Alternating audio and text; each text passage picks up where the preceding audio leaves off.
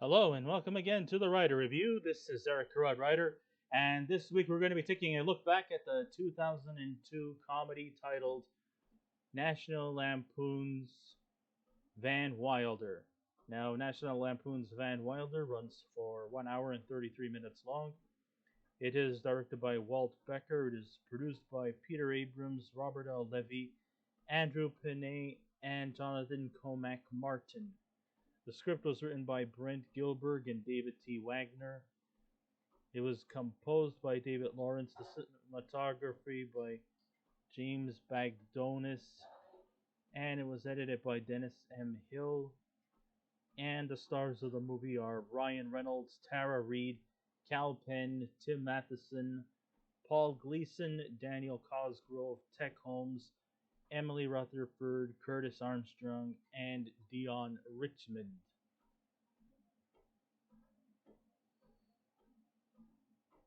In the past, I was able to sit through trashy, nihilistic, pretentious, sex driven, dark comedies saturated with sexism and innuendo. I mean, I've seen the American Pie movies, I've seen Animal House, and I've seen other ones in that area. Some were successful, others were total failures. But to my opinion, National Lampoon's Van Wilder is easily one of the most vile, disgusting, rancid campus comedies I have ever laid eyes on. I mean, this movie was just trash through and through. And I just could never really get myself invested in it. And yet, okay, like I said, I actually, and I'm not trying to be a prude because I actually enjoyed most of the American Pie movies, and yet they also seem to be saturated in vile, disgusting sexual innuendos. I sat through Porky's, and people are wondering, well, what makes Van Wilder uh, placed in the lower denominator thing compared to an Animal House, compared to a Porky's, compared to an American Pie movie. I mean, this is just another one of these fine lines of sexually driven um, campus comedies or teen comedies that really that that doesn't actually that shouldn't be anything problematic. Well, the thing is that unlike these movies, Van Wilder is basically mostly a one-sided comedy thing, while the others were pretty much an ensemble comedy. But unlike the other movies that I had aforementioned, like the Porkies and the American Pies, is that at least you had likable characters. To me, I could never really get invested in the main character of Van Wilder, played by Ryan Reynolds. Sure, Ryan Reynolds went on to do better things, including other comedy-based movies like Deadpool, which is kind of almost like a superhero movie, but saturated with a lot of comedy and politically incorrect humor. And no, I'm not, and I know I didn't find anything in Van Wilder that offended me, but it pretty much disgusted me because we have over the top acting or underperformed. They just don't have anything in the middle. And even a lot of the characters that were portrayed in this movie are basically badly drawn stereotypes, whether by both the protagonist and the antagonist. You have, of course, all the frat boys, all those, guys who wear Letterman sweaters, guys who wear cardigans, are all, rich, elite, and white. And then, of course, you also have, all the stereotypes from the protagonists, like the lazy slacker who actually becomes the likable one, who eventually, in the end, gets the hot chick. The hot chick tries to date the fraternity, the frat boy, because she thinks lead her to better and bigger opportunities when she realizes that all this time it was the slackabout who ends up getting the girl. And then, of course, you also have the foreign exchange student who tries to be hip. And you have the. Oh, it just goes on and on. Yes. And now, of course, everything that's handled to us here is pretty much recycled, stereotyped, and unapologetically offensive. Can you close the door, please, when you leave? Thank you. Everything is just offensive, and it really doesn't offer very many laughs, but definitely has lots to cringe about. The writing done for the script was wanton and lazy, and that the writing team felt like they had nothing better to write and just recycle the same trash from other teen sex romps and add it into the narrative. That's the impression I got. That's how I kind of felt about this movie. I know other people might probably feel things a whole lot differently, but hey, to each their own. The intentions of shock value definitely goes too far as they overdo a scene, especially where a dog ejaculates into eclairs and gets eaten by the preppy frat boys, which that scene goes on for way too long. I mean, there was a lot of emphasis on Van Wilder's dog, who's got who's got nut sacks the size of tennis balls. And after watching that scene where the dog was masturbating in the eclairs, makes me just think twice before ever putting my mouth into an eclair. Many of the scenes were way overkill that really amounts to absolutely nothing. It's just so tedious and awful to watch. It just fucking made me sick to my stomach. Oh, this movie was nothing but pure trash. I just couldn't get into it. I know I'd probably sound like a hypocrite because I don't mind these kind of movies to some extent. But can we at least have something new and fresh instead of recycled garbage from other previous, more successful National Lampoon type movies like the American Pies or the or the Porkies or the Animal House movie? Give us something that's original instead of just hand me downs. That's kind of like what it was that I did not like about this movie.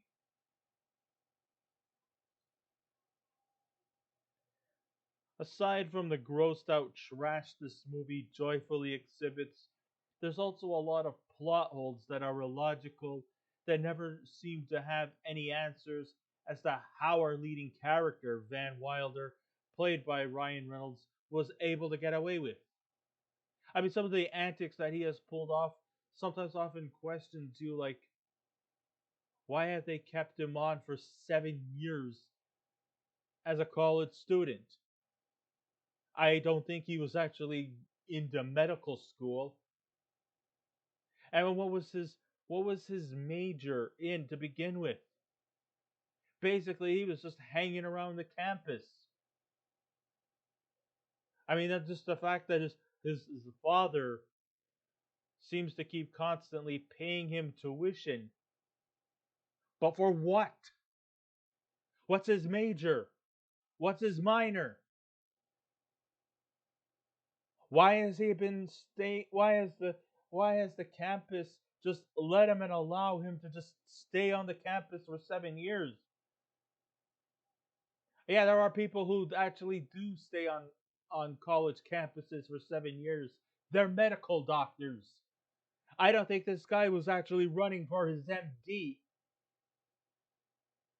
If he was running for sort of like a general education, like in certain fields of social sciences like history, geography, sociology, English literature, At the most, he should have stayed on for at least 4 years. But no, he's been on there for 7 years. And because of his wild and crazy antics, how did he manage to just get away with it? How did he get away with anything? Except the fact that his rich father keeps paying him tuitions until it finally came that his father was saying something like, unless you try to find something in your life, I'm going to not continue to pay for your tuition. You're on your own, buddy.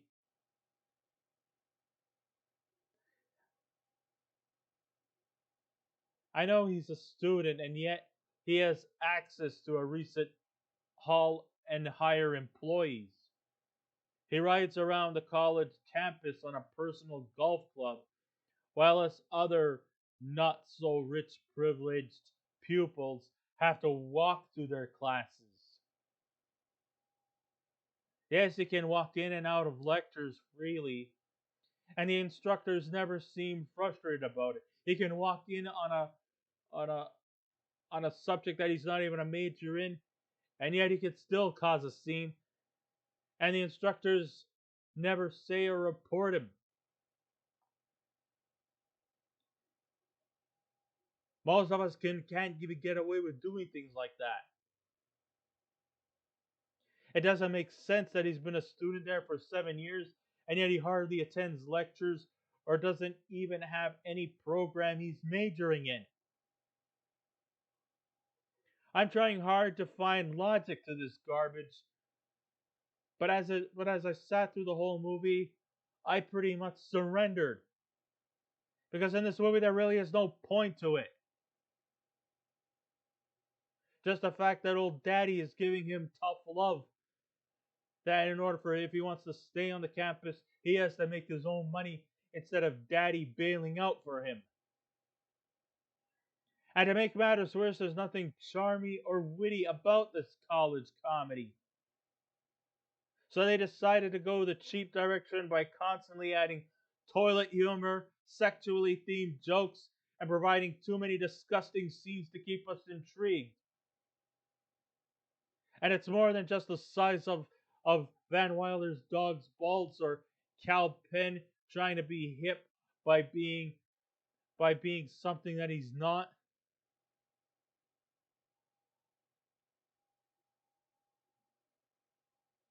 And making all the frat boys into stereotypical asinines.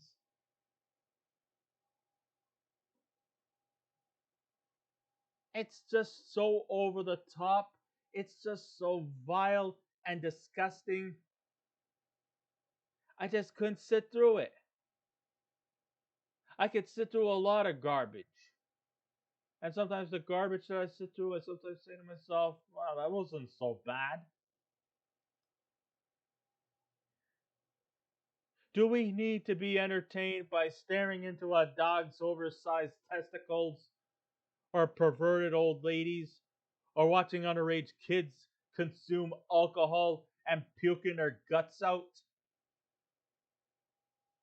I certainly do not laugh once at this poor attempt at humor, and to be honest with you, I'm not a prude either. I was more rolling my eyes in total disgust because I do not enjoy this movie not one iota.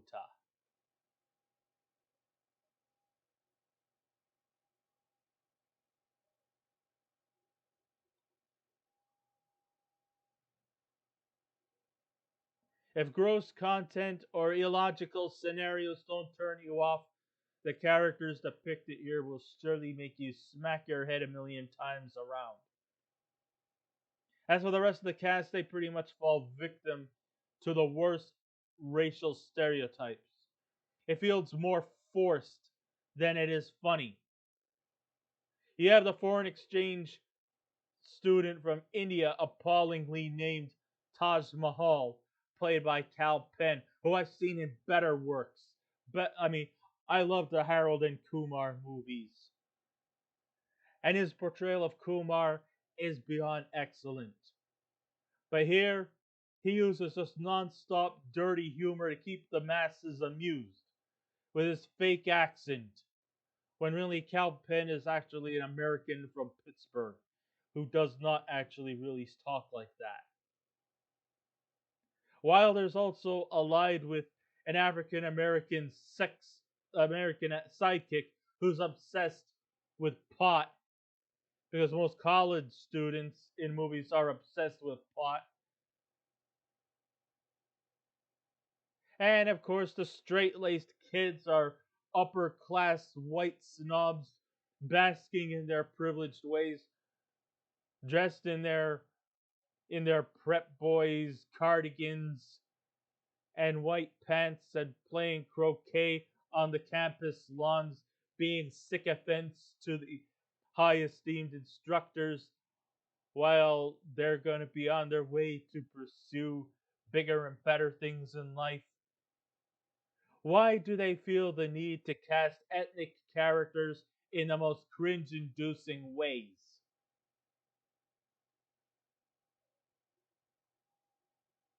It's offensive. It's not funny. When am I supposed to laugh? And it's not because you're thinking that when I wrote this review I was in a bad mood. No, I wasn't in a bad mood at all. But at the same time, I did not enjoy this movie a bit.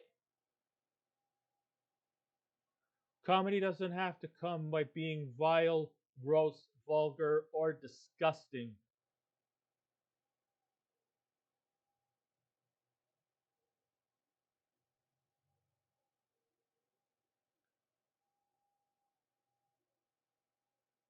But it's just way too illogical in the plot, and it's just way too grossed out and over the top to keep us intrigued. Sure, we could say the American Pie movies are over the top and crazy, but at least we have some original content, some great storylines, and likable characters. And sure, they might have some levels of stereotype, but it's not like as gratuitous as you would see here. And don't get me started on the sequels like The Rise of Taj and another one that came out in 2009. I think it was a made for video, direct to video movie. I don't remember. The whole narrative was an abomination as our beloved perverted slacker protagonist tries to bring down the snobby fraternity member after he tried to screw him over. You see, the thing is that I think it tries too hard, but it falls flat. It tries to be hard like a 1978, like 1978's Animal House, but it's just inferior to Animal House because you don't have characters you care about. In Animal House, you actually do. And sure, they do outrageous, grotesque things in that movie, but at least you could say back then it was original in content. The shock value is all recycled and done to death. And though the movie was full of grossed out humor, at least there were charming characters we genuinely cared about, and it was easy to understand where each character was coming from. Here, they didn't care about character development. This is pretty much just characters doing stupid things, talking dirty, and making the audience cringe with disgust. And many people think that this is funny, well, I got news for you. It isn't. It was formulaic and repetitive, and we really had no characters we could actually like, albeit care about. The romantic plot between Van Wilder and Gwen Pearson, played by Tara Reid, was awkward because there was very little chemistry between the two, and it really felt at times out of place and very boring because nobody really cared about the romantic plot and twist. All they cared about was this Van Wilder being crazy, Taj being humorous, Richard dick bag, being a being a douchebag asshole, and Tara Reid showing that she definitely has no talent other than just to be window dressing. And I'm gonna get to Tara Reid a bit because she actually turned in practically the worst performance in this movie. And that doesn't say very much. I mean, I'm not saying that Van Wilder was really that great, that Ryan Reynolds was that great as Van Wilder, and Kal Penn was just a bad stereotype. And sure, we had other school themed characters making appearances, like Paul Gleason, if you remember him from the Breakfast Club. You know, he was the principal who was standing guard while the Breakfast Club was in detention. And then you had Tim Matheson, who was from Animal House, who was a college student from Animal House. He's in there.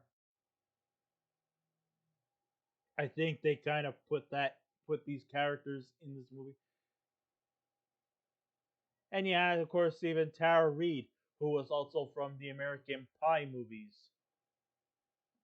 But by God, Tara Reid is just plain awful. I never really knew how bad of an actress she was. I don't know if she looked bored and showed that she wanted. I mean, but I think she actually did look bored, and it showed that she wanted to be anywhere but in this movie. I don't know, maybe she was getting sick of being in these sickening sexually themed college teen comedies. Her body language definitely speaks volumes here. But I never really actually ever thought of Tara Reid being that great of an actress. Maybe I never noticed it at first, but she's not that good. I mean, from the American Pie movies, she's basically just in the background, while all the other characters, like like like like Jason Biggs, like Lowenstein, Stifler, and Oz, and Kevin, and the other characters too, Allison Hannigan's character. She's just basically put in the background and is not really given very much to do. You could say the same also too for Josie and the Pussycats. Once again, she's just a background character with very little to no significance within the narratives of the story. Here, at least, she gets a chance to have a little more fun in the sun and to be the second build character in this movie. But it just goes to show you that she's not either that interesting, nor is she really showing any signs of talent. She's basically just stoic and she delivers her lines like she's just trying to memorize lines off a script without showing any feeling or character. Of all the college themed movies, Van Wilder takes the helm as possibly one of the absolute worst. It's rude, trashy, illogical, racially offensive, awkward, sexist, and toxic. I wonder, and there's probably a lot more buzzwords that even I could not have, that I didn't have time to acknowledge. Can you think of other things that you can describe about this movie? Hey, listen, I'm not trying to deter anybody who liked the movie. If you like the movie, the more power to you. But I can't give this movie a high regards because this movie was trash. And if I was to give this movie a scale out of 10, I would have to give National Lampoon's Van Wilder a 4. So I guess this ends my writer review. Thank you all for listening in. If you wish to subscribe to my YouTube channel, please feel free to do so. If you wish to leave a comment, go right ahead, but just remember the 3 simple rules. Be kind, be courteous, and please refrain from any rude comments. And I will be back again with another movie review. So until next time, this is Eric Carruth Ryder saying, keep watching those movies, and I'll see you around. Goodbye.